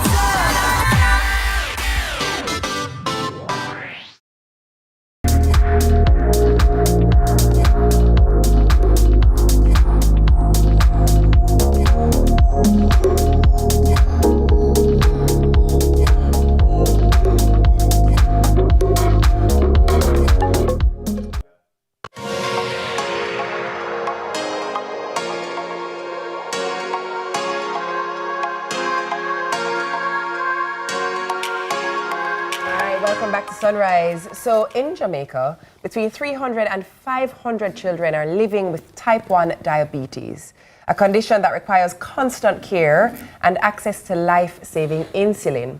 Well, for parents like Vani and Alex, both caregivers of children with type 1, managing the daily challenges of the disease is a personal journey, full of physical, emotional, and mental demands, but also moments of resilience and hope. Absolutely. So in the wake of Hurricane Melissa, the importance of preparedness and community support has become even clearer. So Vani and Alex are now on a mission to raise awareness and build a connected network for type 1 families and ensure that support can be activated. So we welcome them both to Sunrise. Welcome. Good morning. To Sunrise. Good morning. It's great to see you both. Now you both have got hugs and lifts and chairs. I didn't get the lift, just so you we can fix that after the break. But let us talk about, for those who may not know, obviously we know about diabetes, but there are different types. Correct. We're specifically talking about type 1. Yes. Vani, I'm going to throw this one to you. Sure. What is type 1 diabetes and how is it different from type 2? I was having that discussion this week. Yeah. I mean, so many people get it mixed up. So I honestly, I have grace for everybody because before all of this, I would have also been confused on the whole thing. So type 1 diabetes is actually an autoimmune disease where the pancreas is actually shut down and it stops making insulin. So with type 2, your body is becoming insulin resistant. With type 1, these persons, they don't have insulin and they need insulin to break down food for the body to be able to absorb it. And so it is a life-saving reason for them to have insulin on board all the time. So when you speak about type 1 and type 2, our type 1 community, yes, they both say diabetes, but totally different. And they definitely need a different type of care because without their insulin, it's crucial that without it, they can't survive. Right. You're basically, with type 1, you are a pancreas. So every day you're acting as your body's pancreas, but through the use of insulin is essentially the main difference between type 1. So both of you obviously have children who are living with type 1. Yes. Walk me through how you would have even been included that something wasn't right. What made you have to go and seek help? So Sunny, my daughter, was 7 when she was diagnosed, and that it's like that growth age. So there's a list of symptoms, I guess you would say. So she was getting skinny, but without it's like a growth spurt. She's at that age.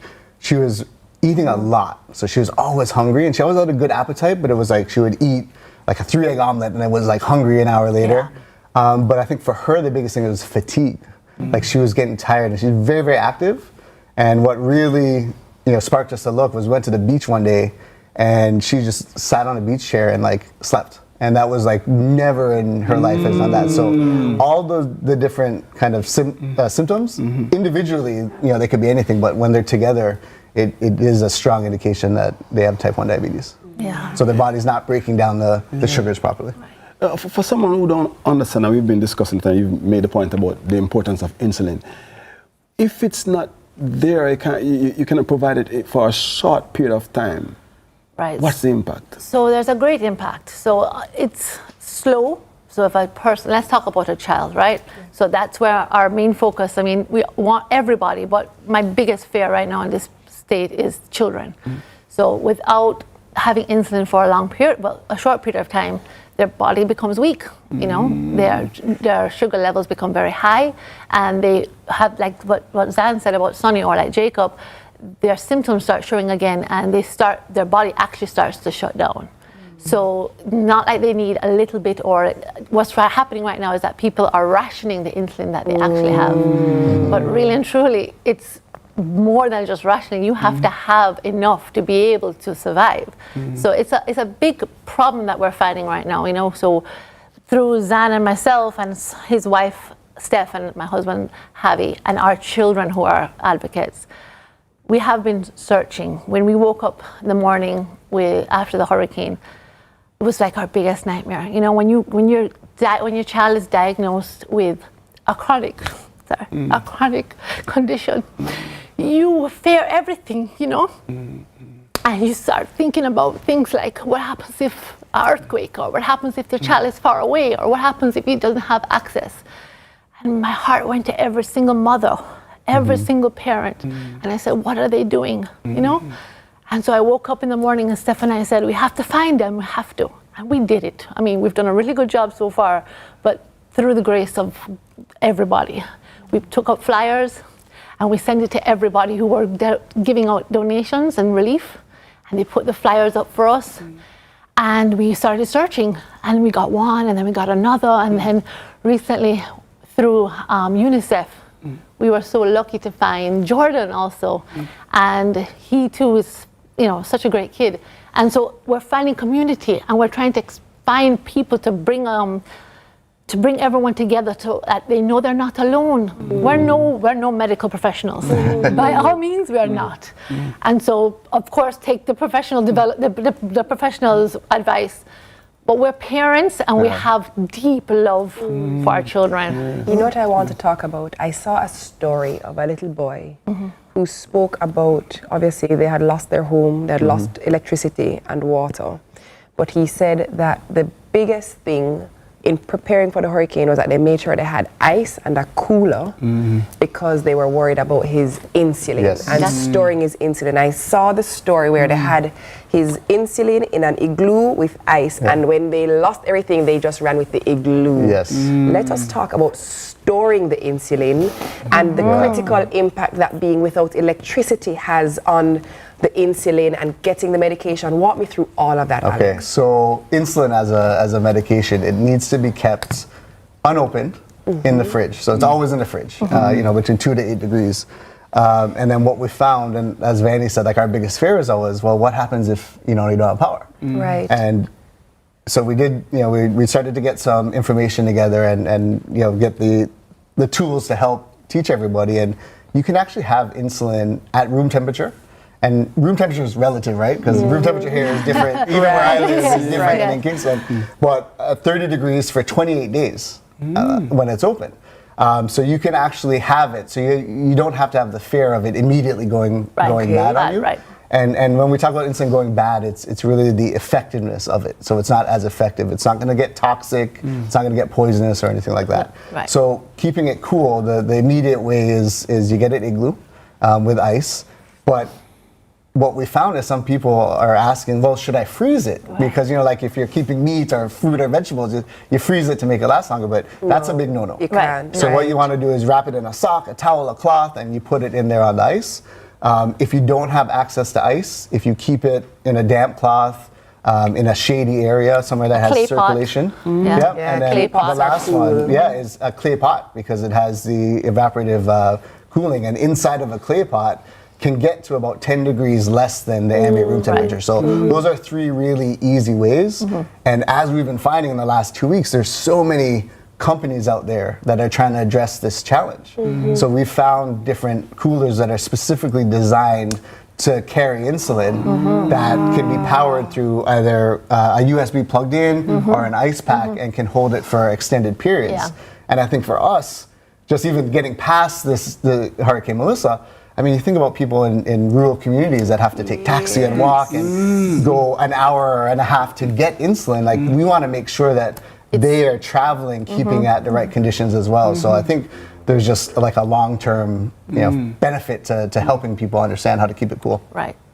Well, I mean, this is not a stupid question, but there's no stupid question. Is there a role for the government in this? How can the government provide assistance? What kind of suggestion that you can make to the government for provision and assistance to the type 1 community? And additionally, does the NHF cover the insulin medication? So NHF does do a lot to support to get the covering costs, of course. Not enough people know this. Yes. So that's something else that we have to do, is we actually have to go into the rural areas and make sure that our families are educated. That's where the government can step in. Educating our families and our communities, because just like Jordan that you're speaking of, the little boy, he survives off of his community. So his community, when we saw him, he was more concerned about his community because these people help him through the hard times.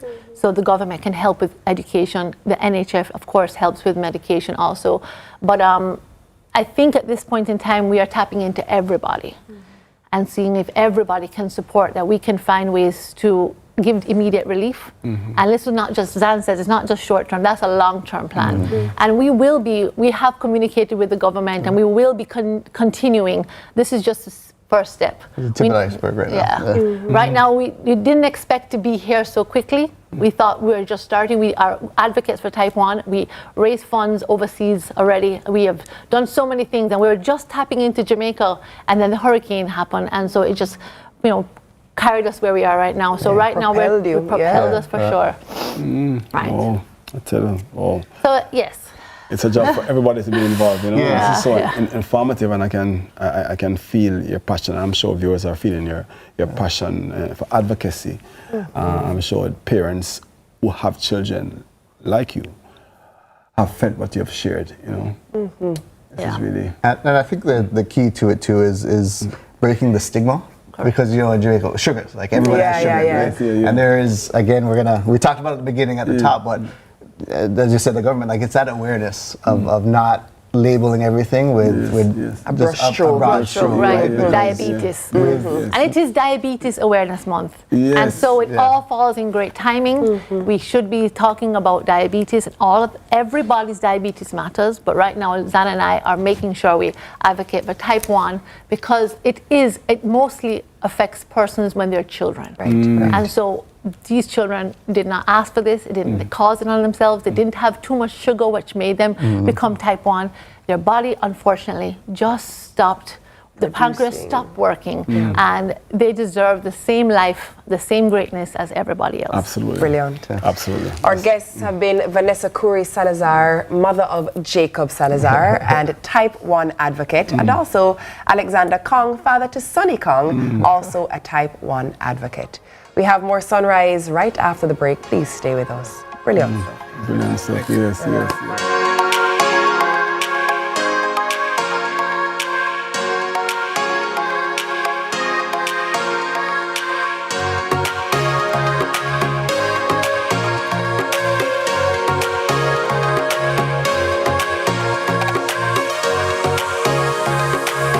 And after a hurricane, everybody want them things lined up and them light back quick. You understand that? But power restoration is a process. First, we check the big plants and main transmission lines. If them down, nobody can get power. Then, we restore the essential places, hospitals, water, airport and such. Next is the major community lines, the one that power hundreds of homes one time. Last, we reach the smaller lines that serve individual streets. Rushing can cause damage or hurt someone, so we follow protocol and keep it solid. Wendy's Bacon Fest, Bacon Fest. Everything better with bacon, there is no contest. It's a Bacon Fest at Wendy's. Bite into a delicious Wendy's Baconator today, because everything tastes better with bacon. Run, get your Baconator. Only at Wendy's.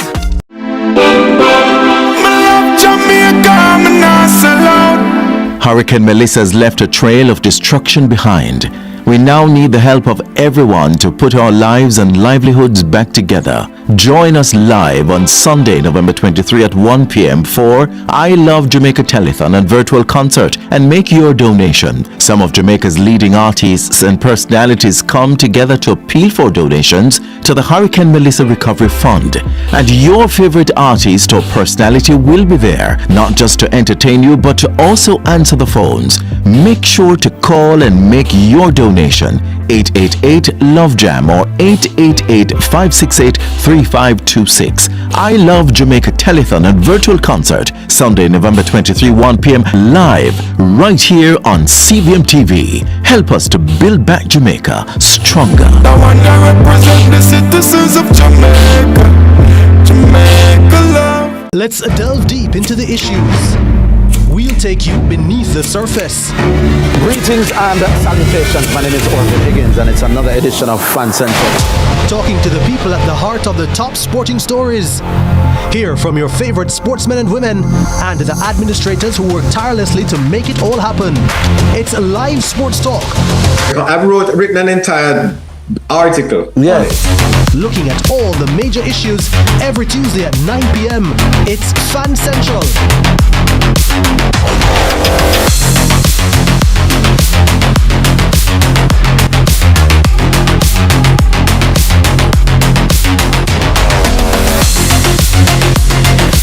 This is the Aedes aegypti mosquito that spreads the Zika, chikungunya, and dengue viruses.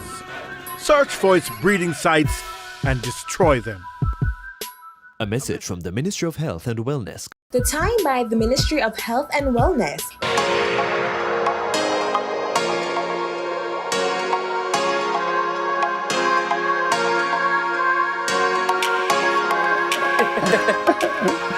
Oh, well, welcome back. You're ready to be captivated. This weekend, the Stella Maris Dance Ensemble. We were talking about Stella Morris. Stella Maris Dance Ensemble celebrates its 32nd season of dance, a showcase of artistry and passion under the distinguished patronage of Minister of Culture, Gender, Entertainment and Sport, the Honorable Olivia Babsy Grains. The performance promises to be unforgettable. But it's not just about the show. It's about giving back. To tell us more, we're joined by the Artistic Director of the Stella Maris Dance Ensemble, Dr. Monica Lawrence. Good morning. Dr. Lawrence. It's very good morning. to see you. That's Monica with a K. That's Monica with a Come K. on. That's right. Okay. So great to see you, Doc. 32 years. Ooh. Can you even believe it's been 32 years? No, but the body tells you. Yeah. Talk to us about even, founding the Stella Maris Ensemble. Why? Why did it even come to be? It's a very interesting story because they started at the prep school where we had annual shows and, entering the festivals and all of that. And then after they had a batch of kids, they were going into high school. And we had, ushered them into other companies because they were now going into high school and we're prep. And they were like, no, we don't want to leave, So, and then Sister Mary Joseph, who is the headmistress of the Stella Maris Prep School, she said, Monica, why don't we keep them and form, a company with them? And that's how it started. And they were the youngest ever to tour representing Jamaica because they went to Grand Cayman when they were about 8 years old, majority of them, to fundraise for a school bus that we needed. And so it has been quite a journey. And we have founding members, 3 founding members of the company that are still performing with the company. Oh, that's unbelievable. Whoa. Can you imagine that? 3 founding members. Yeah. One is a doctor, one is a lawyer, and one is the associate director. Whoa, Brilliant. That's Yes. amazing. Brilliant. I'm trying to wonder what kind of themes you'll be exploring through the pieces this year. Okay, the Stella Maris is known for storytelling. So we're looking at, we're honoring the memory of Dr. Maria Smith, who passed away suddenly this year. And she was into the Jamaican culture and the revival. and all that. So we are doing African Night, which is looking at our revival tradition. And we're also looking at climate change, which is pertinent to what happened to us a couple of weeks ago. We're looking at climate change, relationship between, nature and the society. So it's a wide cross-section. We have choreographers like Abela Tokiko Gonzalez. He's back with us. Nice. And he's doing Corriente Negra, which looks at, the society during colonialism. We also have Renee McDonald, right? And she did Vow, which is relationship between, the hot thing that happens when, guy goes outside of the marital, that sort of thing. And that's a very entertaining piece. We also have Andre Hines, which is one of the young men that do dance with us. He has now choreographed. So we have that. And of course, you have my works. And we have the late Tony Wilson. We are bringing back his works. So it's a wide cross-section of dances. You just spoke to a story about the performance being done to raise funds to buy a bus for the school then. Right, then. And now we're looking at a performance where some relief effort will be given as well. Right. Talk to me about the importance of the creative arts and the relationship that the creative arts has in community building and community support. It's phenomenal because the arts is something that really and truly speaks to the soul. Yeah. And it has a healing power. And what we decided to do this year is that we got funding from UNESCO. And we realized that we can embrace more people coming to the theater. Because for 15 years, what we have done is that we have had this free show for homes of safety, like 300 kids for inner city communities and all that.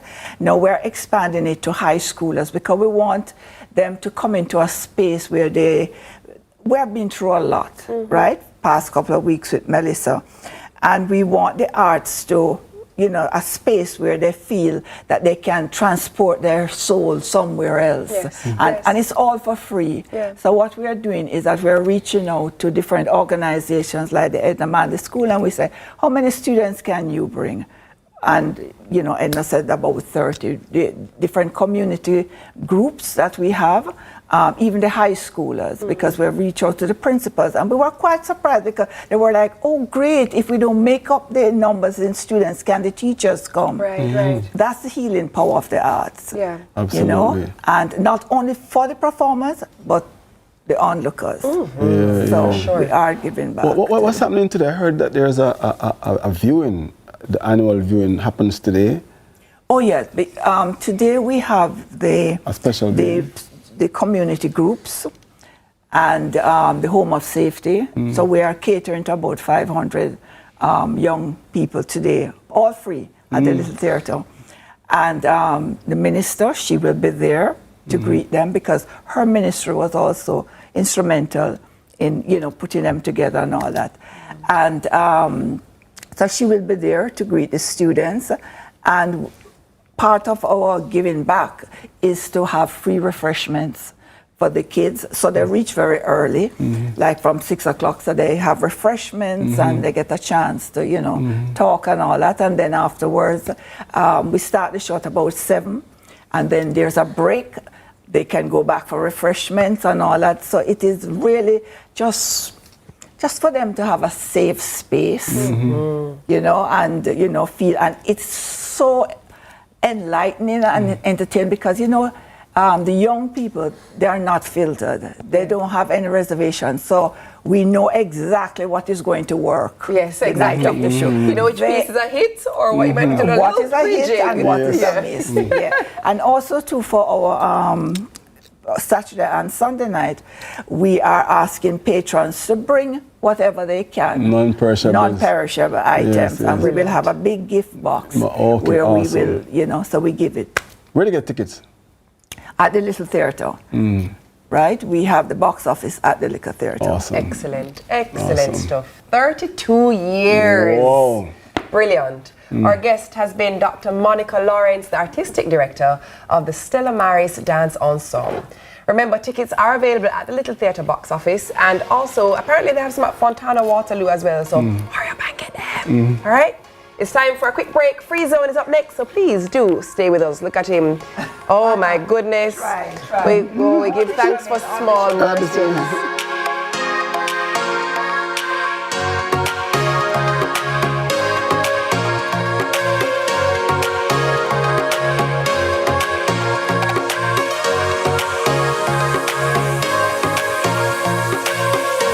Wendy's may confess, everything better with bacon, there is no contest. It's a bacon fest at Wendy's. Bite into a delicious Wendy's Baconator today, because everything tastes better with bacon. Run, get your Baconator, only at Wendy's. Hey everybody, I'm Yendi, and this is Odyssey with Yendi. In this space, we connect with some of your favorite people as they share their journeys. Here we have some unfiltered conversations as we deep dive into their inspirations, motivations, and experiences to inspire our own life journey.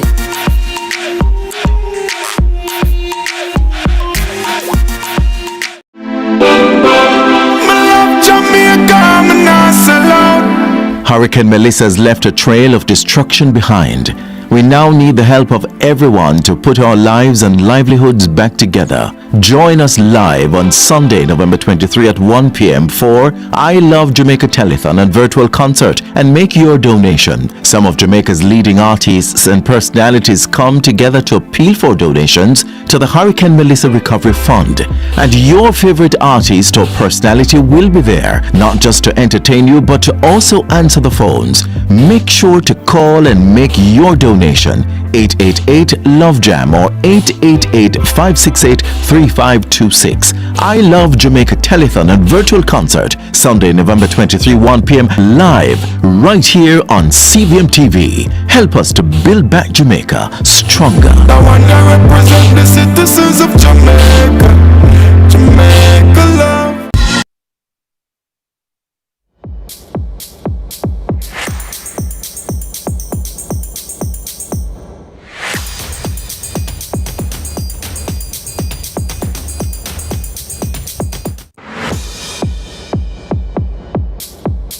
One each. Oh God. Right, welcome back to Sunrise. Oh, sorry. Welcome back to Sunrise. It's time for a quiz, right? We're going to see how Jamaican our hosts are. In this free zone, the players, Icy and Yendi, will be challenged with 10 Jamaican, well, as many Jamaican proverbs as we have time for. And this will be a test of wit and cultural knowledge as they work to deduce the correct meaning. So easy, it's easy. I'm going to say the proverb. Whoever buzzes in first gives me the meaning. Each correct meaning gives you 1 point. Are you ready? No, never ready, but let's go. First things first, and viewers, let's see how much you know about Jamaican proverbs. Let's go. Ready? Peacock hide him foot when him hear about him tail. Yendi? That means that yeah, that's when somebody tell you about yourself, you feel shame and talk away. You know, we're gonna accept that. It means no. What you say? All right. What you say? Hold on. Listen to the proverb. It says, "Peacock hide him foot when him hear about him tail." So what does it mean? What does it mean? So what it means essentially, the thing where you worry about, and nothing compared to the other thing. No, IT. No. Yendi is closer. Here's the correct translation. First of all, for those of you joining us from another country, the peacock hides his foot when he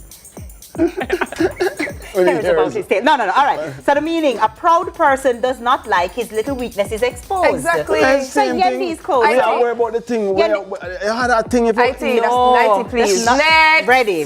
Yendi, 1 point. Ready? At 0 points. Long run, short catch. Yendi? It means that it means that you're doing too much and it will catch up to you. IT, would you like to try or you? Long run, short catch.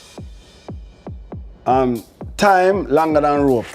What does that mean? I think you can't answer with can't another answer a proverb with a Why not? proverb. Why What does not? that mean? What does it mean? Well, eventually, it's the things them way you do, it will catch up on you That is yeah, correct. yeah, That is correct. So Yeah, okay. it may take a long while for you to be caught and punished for wrongdoing, but you will be caught one day. True. IT is correct. 1-1. Well Ready? done, well done. You ready? Ready? Oh, the show is done. Oh, no. Is it? We have to wrap. We draw like Curacao. Ready?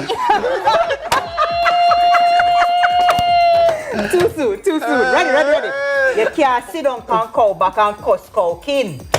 Yes, Yendi. man. You can't be getting something good out of something and then complain about other little things as well. That is correct. Sorry for my dog, donkey turn around and bite you. No, not the donkey. It's the The same dog himself. The same dog. That is correct. Next. That I'm gonna remember when the show done. When man belly full, in broke pot. Yendi? You when you finally get what you've been working for, you think what you had before don't have no use to you. You know, we'll accept. No, we'll accept that. When man belly full in broke pot. Right. So all of a sudden now the pot don't have no use to him kind of belly full no, but Yes, when they're the hungry, source. the pot would have be used That to is him. correct. That is correct. So next, when you get what you want, with the the source all of a that gave sudden with the you 3-1, wanna play. with the 3-1, with the 3-1, with the 3-1. Ready? Quick. Oh, it's a tree. All right, let me give you a quick. Next. Want you can't get you know want The it. buzz first. No. She did. I so did. She did. I Yes, so you did. You see a bow tie? What about it? What about it? What about my bow tie?